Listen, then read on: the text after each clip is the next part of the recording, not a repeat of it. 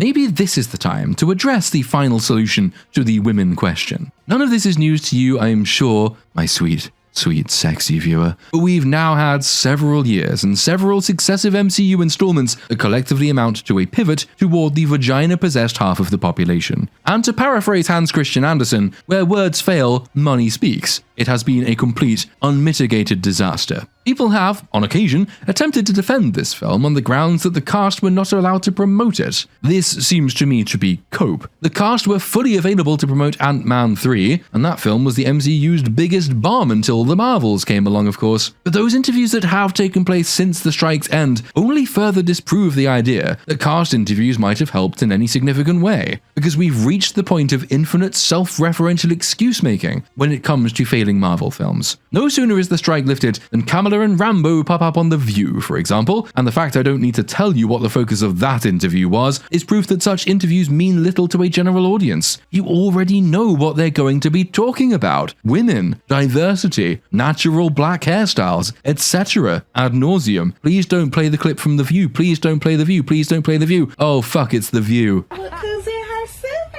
suit.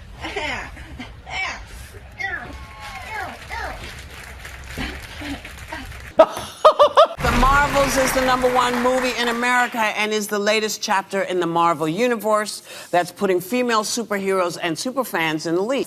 Iman, we know how important representation is, and you and your character are both Pakistani Muslims. What does it mean to you to represent your culture on such a huge platform? I mean, it's honestly, like, for me, representation wasn't even something that I thought I wanted or needed more of. It's good. Keep going. So only until I realized how big of a deal it was when I read the Miss Marvel comics and I was like, oh my God, this comic book is holding a mirror in front of me. It was, I felt seen on a whole other level, like down to my core. And you know, like Marvel Universe, like these movies play all over the world. It only makes sense they represent people from all over the world. They've got like aliens and green people and talking trees. Like, how far-fetched are brown people, you know? Oh, you made it so far, and then you just... Tiana, you've said that you made a point to wear your natural hair, which I love that you do that, as much as possible for your roles throughout your career, including in the Marvels. Now, why has that been important for you to do? Because nobody cares.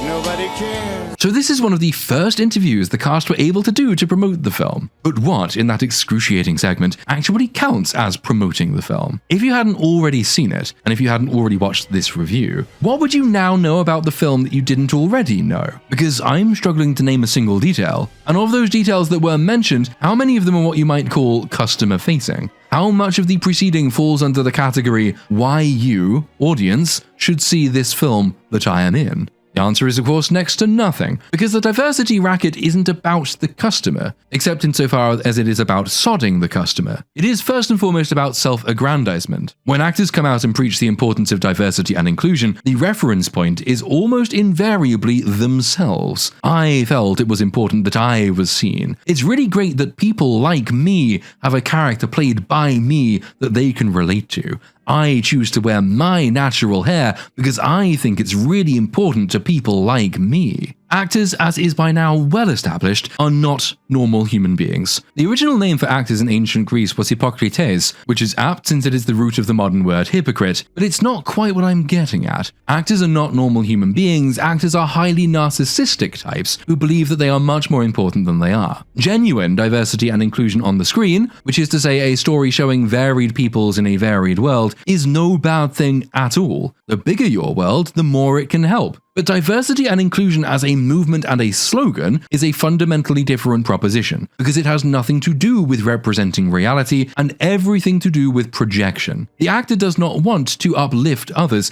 the actor wants to be uplifted. There are sinister and calculating forces at the level of corporate finance and the broader economy that smiles on DEI narratives, but on the level of the individual, and particularly on the level of the actor, there really isn't a strong ideological or thought-out political position being pushed. Actors wish to represent because it inflates their ego and their sense of their own importance. All brown people can finally see themselves in me is the subtext of Iman Vellani's comments in that clip from The View, entirely omitting that plenty of brown people enjoyed the MCU in the decades before Iman Vellani was on the scene, and for reasons that have nothing to do with color and even less to do with a culture that Vellani's character, Ms. Marvel, doesn't even begin to explore. The share of the population that nods and claps when an actor preaches diversity and inclusion of this type is vanishingly small. These are the people who were never fans of the franchise and never invested in the story. Plenty of them would have seen the earlier Marvel films as the most casual of casual viewers and not found their experience altered much either way by the composition of the cast, because that was never really the point. The masses who did see the film and who were invested in the MCU were invested in the various films' timeless and universal things, the quality of story and of character, which transcends arbitrary and uninteresting categories of race and of sex. The early films had something to say, had a narrative to weave. They were works of drama, defined by their invitation to forget the real world and inhabit the fictional one for a time. Nobody really cared what Robert Downey Jr. might have to say about veganism or climate change or Donald Trump. No sane person held Wanda Maximoff up as an idol reflecting real-world ideals and aspirations, because that was not the point of those characters or their stories. The suspension of disbelief entails the subjugation of your real-world awareness by art itself. You are not a Republican or a Democrat or a communist or a libertarian sitting in your seat looking for a Marvel character to preach your message at you. You are invested in the film on the screen, in just the same way as anybody sitting next to you, whether they are a Republican, a Democrat, a communist, or a libertarian. We've now had several years in which the studios and their mouthpiece actors have been allowed to experiment with the precise opposite approach,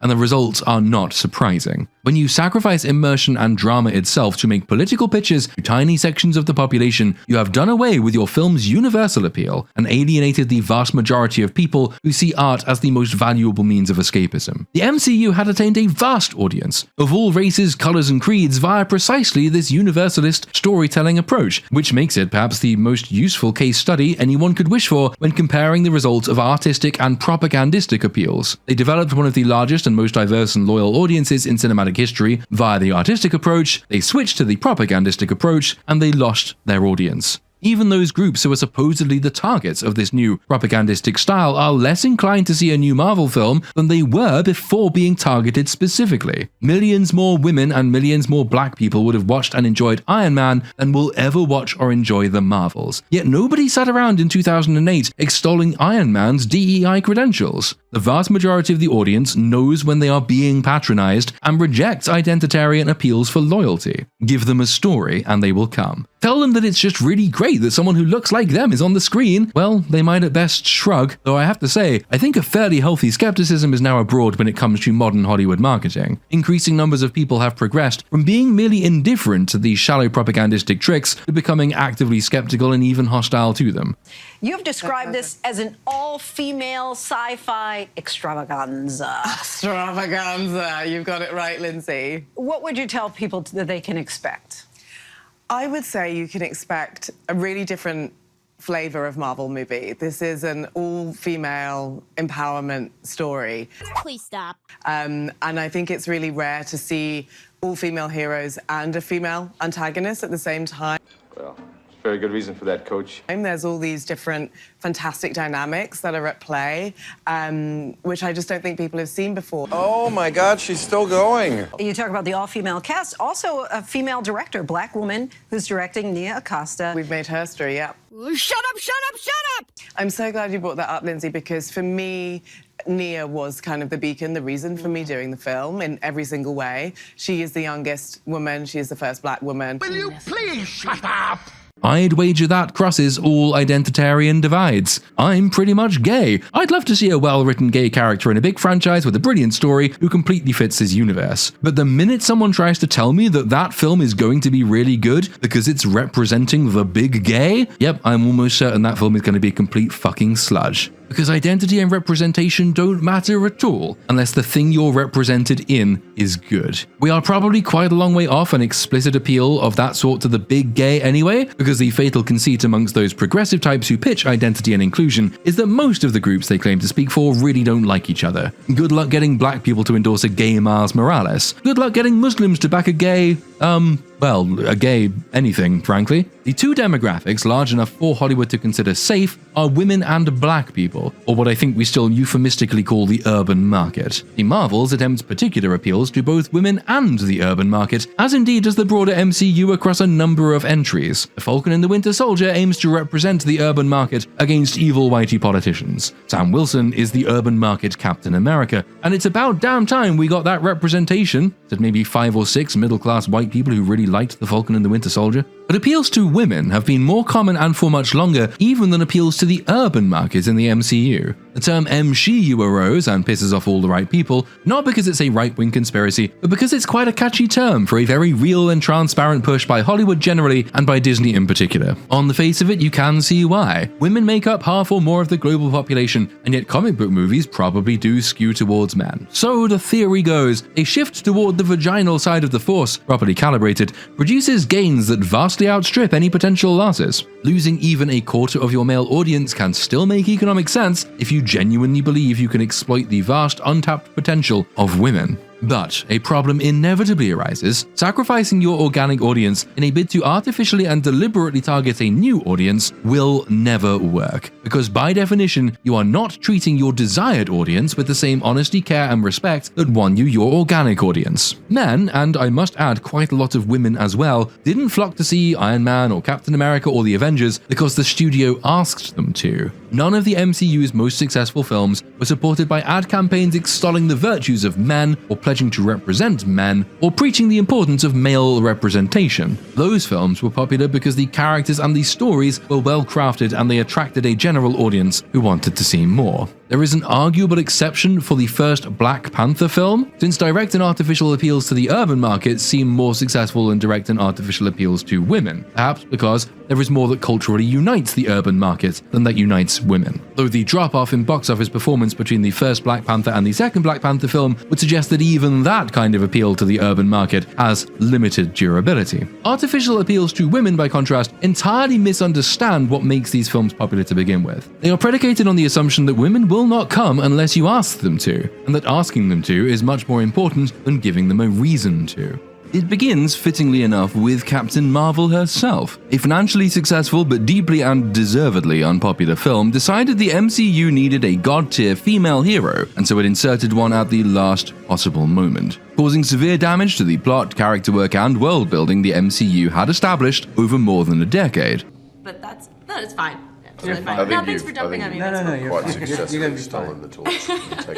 Is there any competition? It was a sign of things to come. By that point, the momentum was such that nothing, not even Carol Danvers, could entirely derail Avengers Endgame. Yet her quite literally scene-stealing cameos in that film robbed popular and lovingly tended characters of several important payoffs. Of course, it's fucking Carol who saves Tony and Nebula, whom she's never before met, when it could have been Thor or Star-Lord or pretty much any space-acquainted member of the core cast. Of course, it's Carol who takes out Thanos' ship and takes on the big fig himself when everything about the universe cried out for it to be Hulk. Of course, it's Carol who saves Peter and the glove, when it could and should have been Tony giving Peter his last glimpse of his mentor in the fullness of his glory. It's only because we'd had 10 years of build-up that Carol didn't wreck more of the film than she did. But her every scene in that movie counts against the whole, takes something away from it, aborts the payoff to some creditable piece of setup. But those in charge were prepared to risk this damage to the final installment of this generational enterprise told us a lot about priorities that were already beginning to shift. If the plan was, as it seems to have been, to have Carol Danvers emerge to helm the post-Infinity Saga MCU, then we can say with some certainty when the current lamentable trend began, and we can say with complete certainty that this was an attempt to elevate real-world fashion above the needs of story. Captain Marvel was the last film before Endgame itself. At that time, you had the majority of the core cast alive and in place, and the script for Endgame would have been sufficiently advanced that the creators would have known who would emerge from the final confrontation and who would not. Meaning, in other words, that you had a large cast of legacy characters to take up the mantle.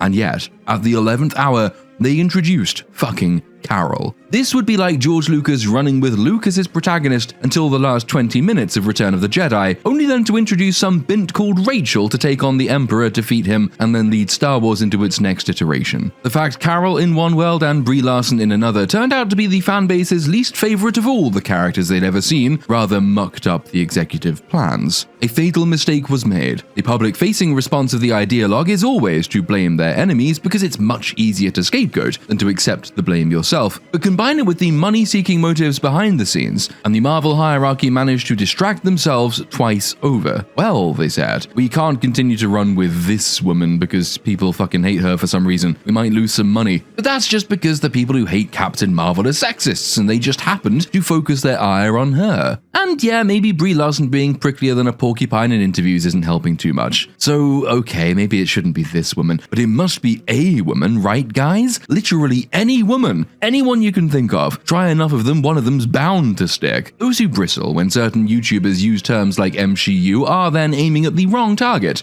It's not Gary from Nerdrotic who birthed the concept, it is Marvel themselves. It's not sexism on the part of reactionary commentators, it is tokenism on the part of Disney executives. As is evidenced then by the very first film of Phase 4, Black Widow. Natasha Romanoff is an incredibly useful character for analyses of this sort because she perfectly demonstrates a number of important points. In the first place, she was immensely popular during the MCU's greatest run. Without ever anchoring her own film, she became a fan favorite. She and Clint Barton together provided a healthy dose of realism, proof that mere mortals could hack it in a world of gods with stakes, motives, and vulnerabilities that so often prevented the MCU from flying up its own superpowered sphincter. Natasha Romanoff is evidence, firstly and most importantly, that the same tricks that make male heroes popular make female heroes popular as well. Give them stories, characters, relationships, defined roles, and lo and behold, the character's popularity rises with the quality of the writing, not in line with the gaining of Jesus status superpowers and other superhuman abilities. That we reached the end of Phase 3 lamenting that Black Widow had never had a film of her own is evidence really that she never needed one. The affection in which she was held came from her role in a story we cared about, and her role in that story was no more and no less than it needed to be. It was understood at the time that no character was more important than the story of which they were a part. After Tony Stark, Nat Romanoff vies only really with Thor for the emotional impact of her sacrifice, and Thor had 3 films devoted to him. So pound for pound, Natasha Romanoff has a much bigger emotional impact on the events of the Infinity Saga. We were given a complex, compelling, and endearing character who could rival her male peers with a mere fraction of their screen time. She also benefited from that unique advantage women have over men. Most men are catastrophically ugly. Scarlett Johansson is not.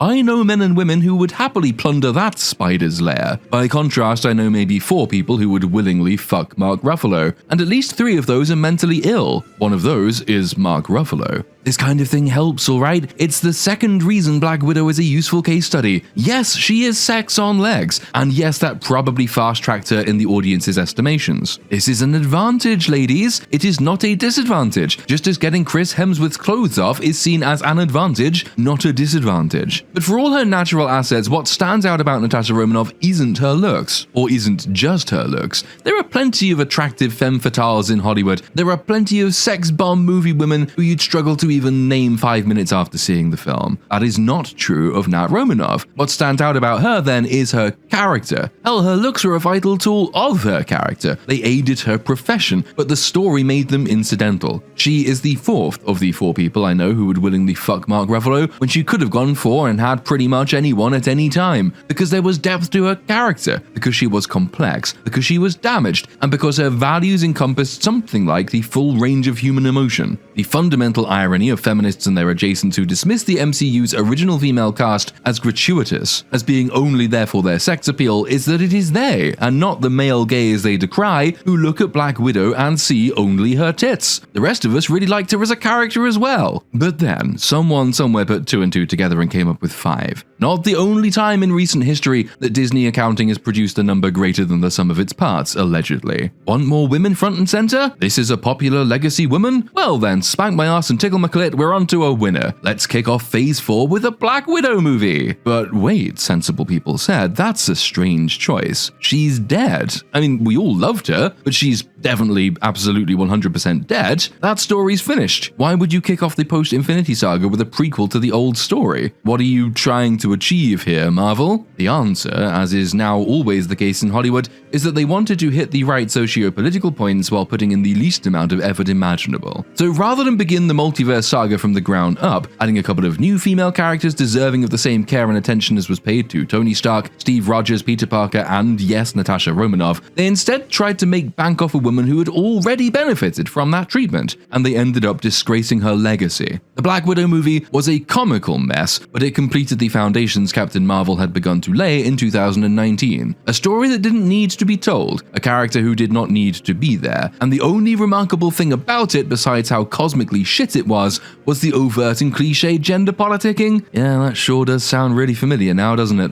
Still, at least it gave us Nat smashing her own face into a desk to get rid of Way Winston's overpowering man-musk. That was very funny. Well done, film. Again, to the MCU point, it is not YouTubers like Gary or The Drinker who birthed the concept. It wasn't some phobos who explained away the absence of other Avengers in Black Widow by saying how important it was that Nat not have help from any man. Oh no, it was the director of the fucking movie, doubtless with the full and complete approval of the studio that hired her. We know Tony Stark was originally going to appear in that film. Writer Eric Pearson confirmed as much, telling a comicbook.com podcast, "I do remember now that one version of the script prior to me literally had written into it the end moment of Civil War with Tony and Natasha." Pearson went on to explain that since the footage wouldn't have offered anything new, the team ultimately thought it wasn't worth including. "That's the only time I saw Tony Stark's name in it, and he was just kind of a flag-planted reminder like, hey, we're right at the end of Civil War," he said. Which, was already a bit broken, since the stakes in the Black Widow movie, evil, smelly, patriarchal Cockney Russian Ray Winston with a giant flying fortress, plotting the overthrow of the global order via his army of highly trained and expensive, yet disposable girls brainwashed by the power of his scent? God, I can't believe that was actually a thing. Anyway, you'd think that might demand the presence of other Avengers to help out, no? It's a pretty big threat to the world, and yet, no, we couldn't have them. Explaining the absence of recognizable heroes who'd absolutely be called in to face such a threat, the director Kate Shortland said at the time,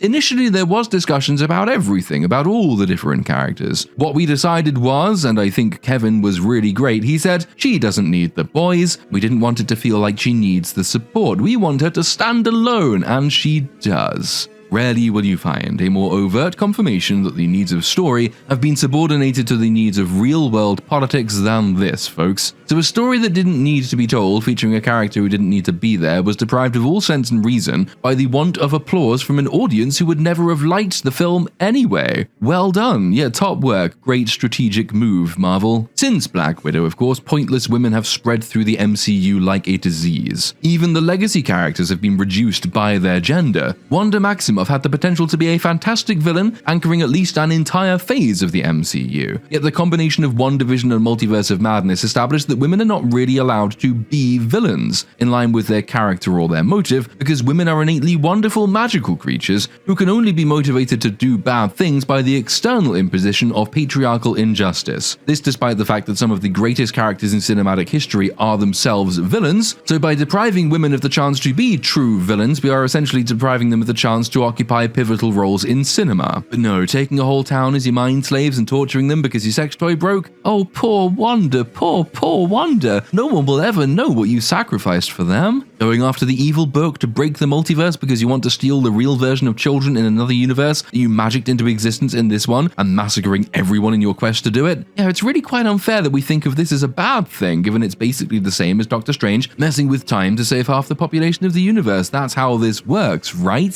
Still, Wanda looks like a brilliant character compared to the various female inserts that have followed her. Who or what is America Chavez besides female and ethnic? Who or what is Riri Williams besides being female and ethnic? Who or what is Ms. Marvel besides being female and ethnic? She-Hulk isn't particularly ethnic, but my goodness, she is most definitely a woman. You can tell from all the hysterical complaining. Monica Rambeau, Shuri, Cassie Lang, Yelena, Valkyrie, Agatha Harkness, Sylvie, Echo, Kate Bishop. Ugh, it was as if a billion-dollar franchise sighed with boredom and was suddenly silenced. There are a number of insults being not so tacitly leveled by this approach, not the least of which is the insult to normal, sane women everywhere. The MCU is by far the most profitable film franchise in the history of cinema. Avengers Endgame ranks something like 3rd place in the list of all-time highest-grossing movies. You do not gain that position if you're not already doing something that appeals to women as well as to men. The Infinity Saga stood in the best traditions of universal entertainment. Are comic books a traditionally male medium? Yeah, sure, fine. Did men make up more of the overall MCU viewership than women? I'm willing to believe that. Yet I distinctly recall that I went to see the vast majority of older MCU films with my mum, my friend, his mum. Boyfriends took girlfriends and vice versa. Husbands took wives and vice versa. Fathers took daughters as well as their sons. And the proof is in the receipts. Strive for a universal audience and you've got a good chance of attaining a universal audience. Strive for a particular audience by going against all the demands of drama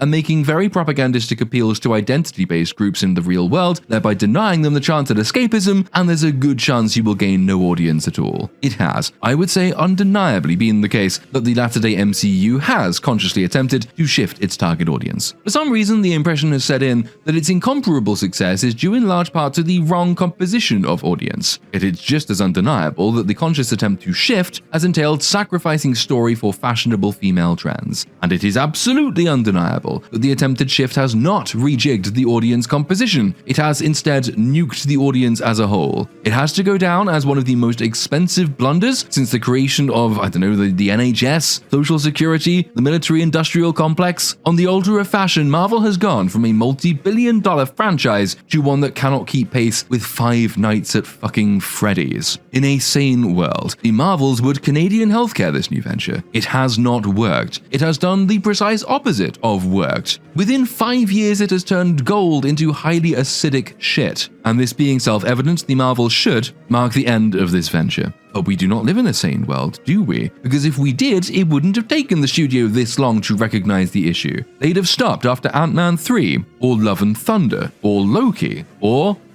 maybe even Captain fucking Marvel. We can of course overstate the point. There are bigger and deeper problems than the feminization of the MCU. Multiverse of Madness was not a bad film because it adopted feminist chic. It was a bad film because it had no direction, no point and no purpose, and it was written by clowns. But I'd argue that these are both symptoms of the same underlying cause. The MCU lacks a point now. Nobody involved in it can tell you what they're doing or why they're doing it. It has no particular need to exist. It has no story to tell. And because nobody in charge really gets the point of the thing they're in charge of, there is no check on the faddish experimentation of those they employ. You cannot simultaneously believe that your story and your identity politics are the most important thing in the world. The one precludes the other. If the MCU still had a story, we might still have good female characters. The MCU no longer has a story, and so we have fashionable gender politics.